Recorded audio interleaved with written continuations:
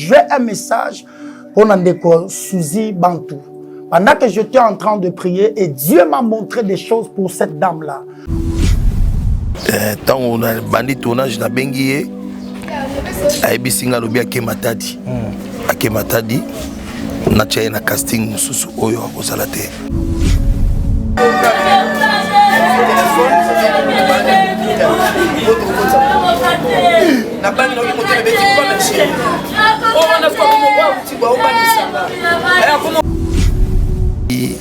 Suzy a piqué crise à côté coma. À côté coma, ils ont courage. Ils ont courage. Bon, pour me mettre en hôpital, bon,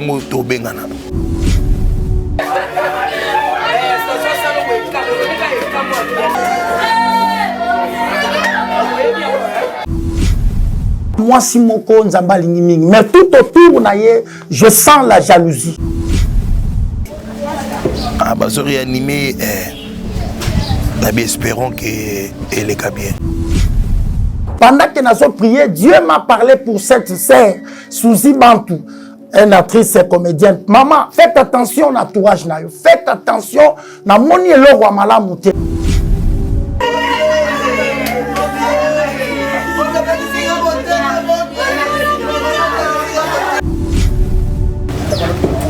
Bengi Cardozo azaki pembe na ngai ba ebisi ke Suzy akufi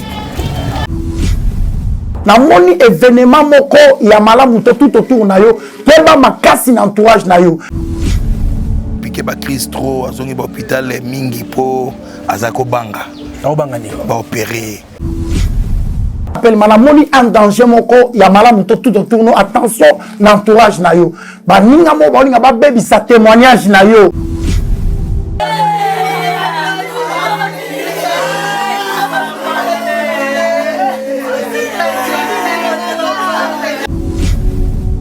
na ba société ba bazo kufa ezaliwa donc ba fanatique na biso na yebike ko sala bango pasi mais tozana choté eza très okende mutu na mutu azokita na arena ye Suzy akiti Suzy akiti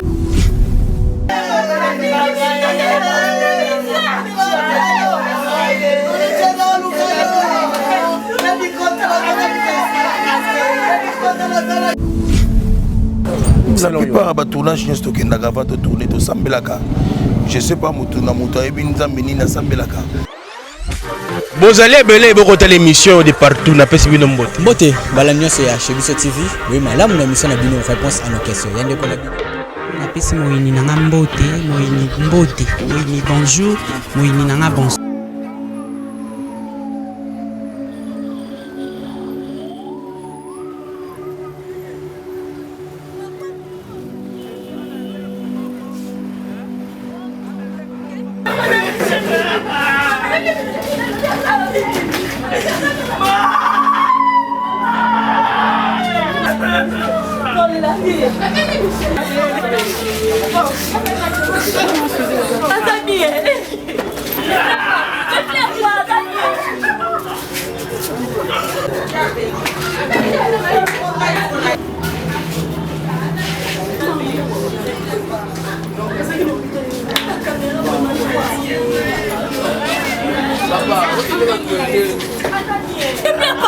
Papa, on tike loko papa, tike loko yo, tike loko yo.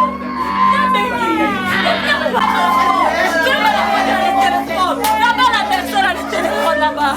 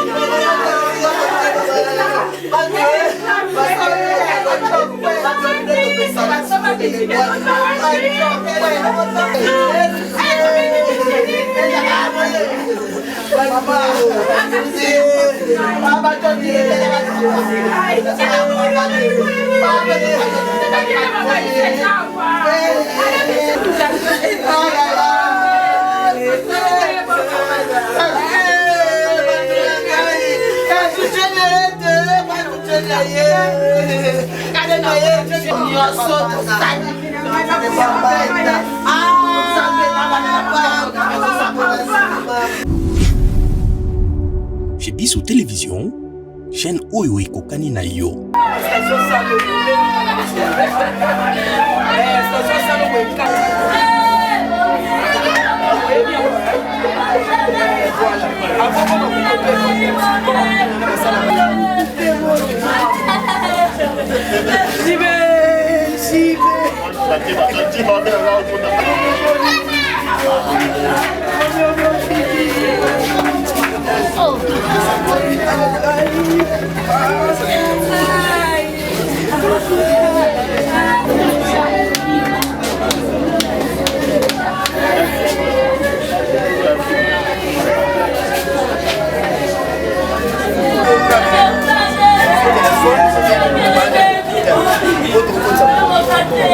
na bangi na moto beti kwa machine on a fait comme on ti ba obangisa aya comme obangisa ngoto akufite opata sa mo beninga bi ba zero malengo na bengi na passer sur le voisin na bango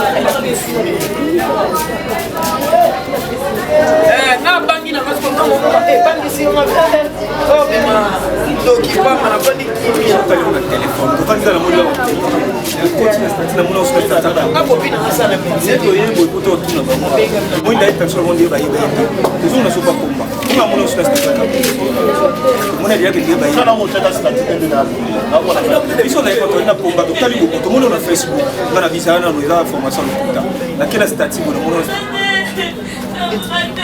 parce qu'on fuit dans cette affaire. Elle a passé le téléphone.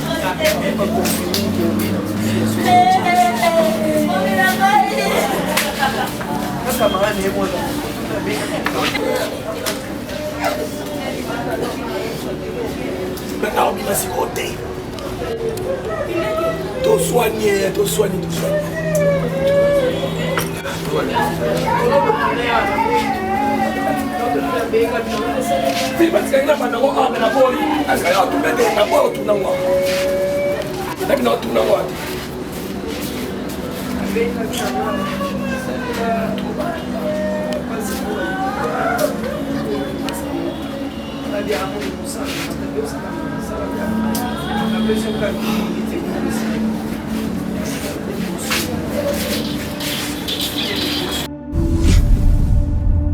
Chez Bissou Télévision, chaîne Oyo et Kokani na yo.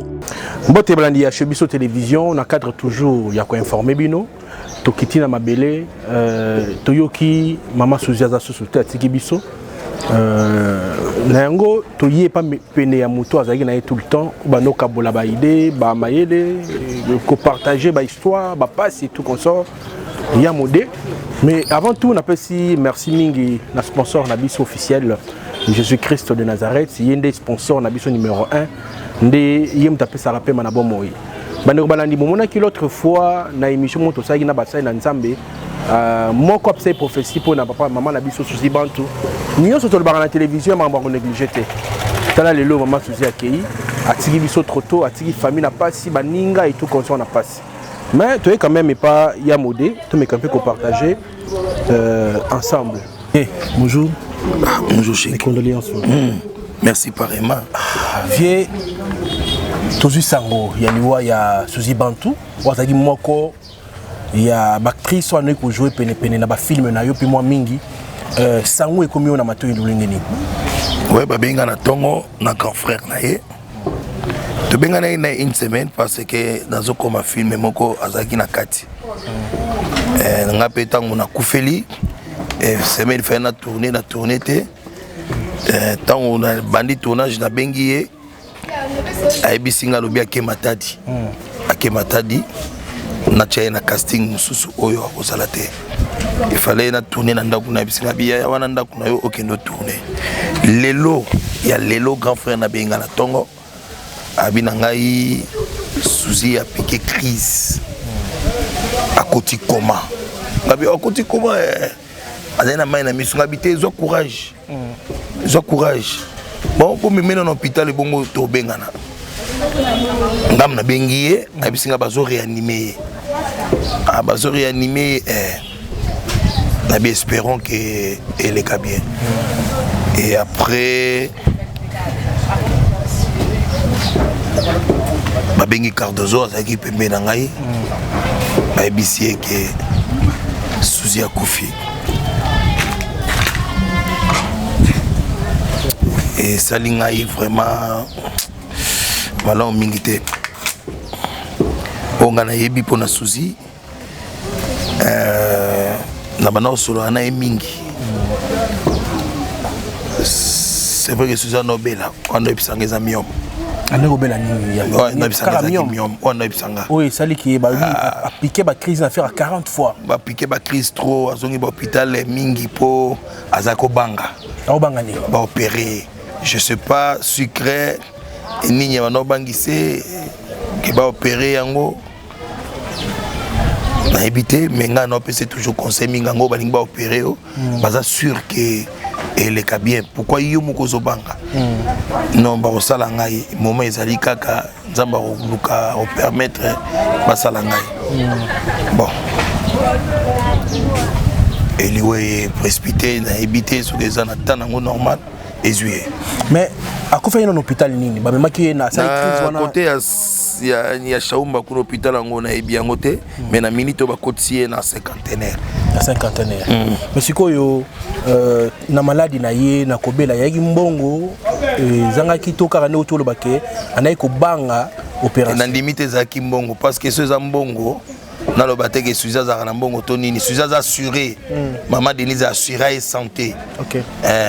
Donc na 17 hôpitaux ya minene ya Congo. Entre autres ngalé mezana kati. Et sika nini ba vieux lourd bazali ba père bazarati lelo. Donc moi je pense pas mbongo. Ezaka liwa eye ezuye. Mais comment on a Suzy accueilli à NTPC bakoya batu bakobima cotisation ko salama makamu pe ko bima oya salaki pare boye na boye bino bana lemba bo s'organiser na ndenge nini tango boko s'organiser ndenge nini pesa nano schéma parce que bembe za ya mwana lemba. Ouais, dynamique des artistes culturels du Congo où ils ont fondé na Matanga ya Mindondo, fondateur na ngam na Telemiawa où ils ont dirigé na président Gesho na minito baza déjà pas ba souci faut toujours déjà ba précaution tout et il y a zali financière na kati ya dynamique des artistes et culturels du Congo donc Matanga za biso Matanga pendeza ya biso donc tokoluka to s'organiser ndenge tokosala yango donc na ba association mususu ko na vers biso ba NTPC oyo ba ko na vers biso ba poussani toluki to sala organisation ya Matanga po aza penda dynamique aza financière na dynamique des artistes. Ce qui lelo a NTPC lobby ba sa comparer na organisation ba parce que bangonde bazwaka ma mosolo bi marande pa na bango pour ne pas créer des polémiques, des désordres. Bino bana lemba boko zango ndeni bolinga pe bozala kaka to boko sangana ndi utolo bake mais boko privilégier na ma biloko wana mbongo yepa epana panani magama mbongo upa biso to tala ki Matanga organisation le ka kitoko. OK. Pour Matanga le ka kitoko te souci ya mutu ko tikala passer ça passer organisation biso to za onaka po organisation ele ka kitoko oya ko poussa na pembe na biso souci aza dynamique des artistes prévenance financière na biso oya no ebisanga kaka chaque fois soka belinga na za dynamique soki lelo sko mabebo osundolanga on dira za ko prophétiser to sundola été tosundole jamais. Tosundole jamais. Sikoyo total nano ndenge lelo akufi yo zalia wana yo kango na tournage ozali déjà kuna nde sikoyo naza boye ba ndeko baza na 50 ba okoma kuna yango bazo benga ngana koma kuna dona ok kuna sikoyo. Voilà, mais sikoyo okoloba nini na ba fan nyonso Suzy Bantu ba fan oyo isali bango place na motema komona ke Suzy akei atiki bango crise muke akei ba fan ya Suzy Bantu okoloba bango nini liwe za nzela na biso nyonso. Oh là là, bon comprendre comment ça là. Oh là là, liwe za nzela na biso nyonso. Nayebi ke kozala susu passe la ba fanatique na biso balinga biso. Ndenge bango bazomona kaka ba artiste bazokende eza temps oyo moto na moto sengela ki akufa ezaka teke ba artiste ba kufa to problème oyo ezaka ta ba artiste eza ndeke toyebani toza bato toyebani yango baliwa na biso ezokende sango na este bato bazokufa partout même ba docteur pe bazokufa ezaka ke bayebani te yango moni ba silence na bakana bango na ba onatra na ba société bato bazokufa ezaliwa donc ba fanatique na biso nayebi ke kosala bango pasi mais toza na chote eza très okende moto na moto azokita na arena ye Suzy akiti Suzy akiti mais comment na balobi Suzy Bantu akufina likamo morbo na motema c'est comme si mabemo eleka na milieu ba comédien oyo akoma se retira mo ndambo ba film ya susu te azara plus ko kangama na ba actrice mususu te ba sara film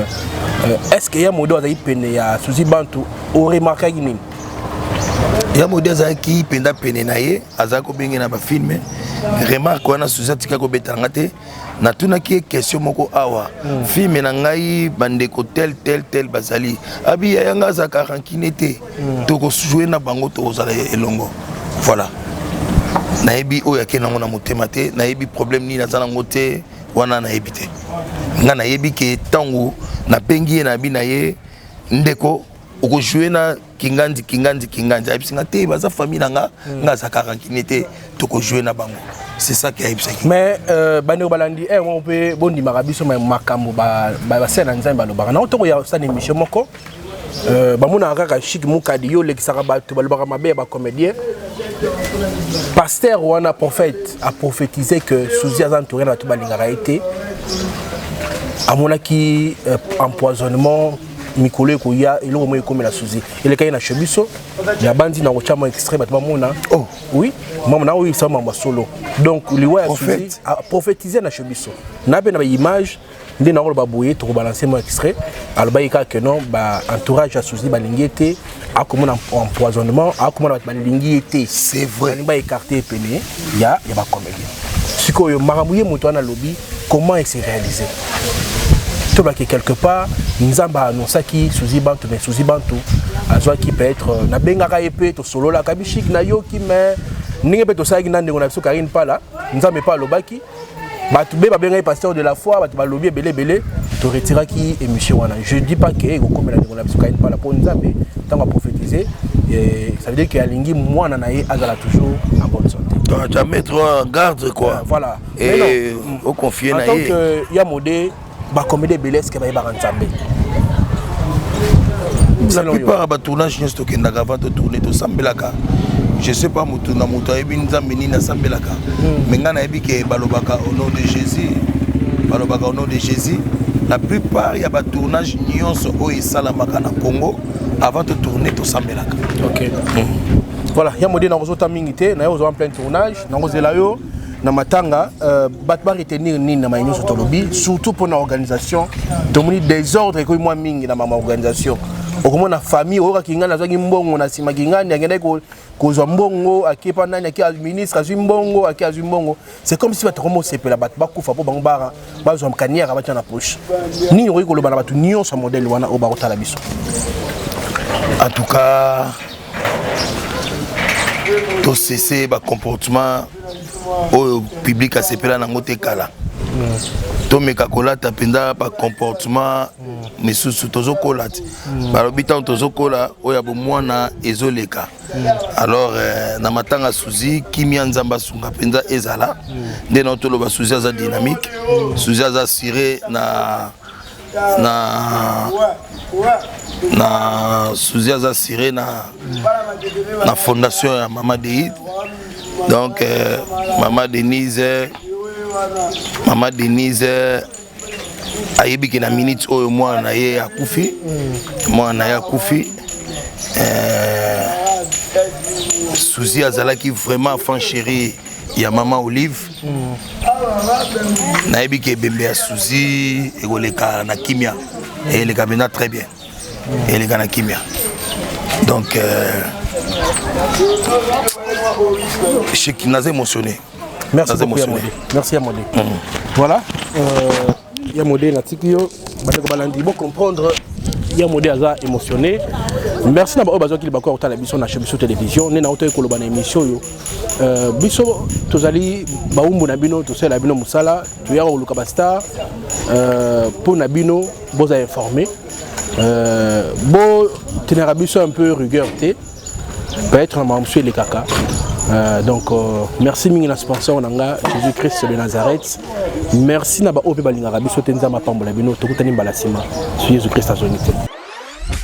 Bozali ebele bokota l'émission de partout na pesi bino mbote. Mbote balamio c'est à Chebiso TV. Oui malamu na mission na bino réponse à nos questions. Yande ko na bino. Na pesi moyini nanga mbote, moyini bonjour, moyini nanga bonsoir.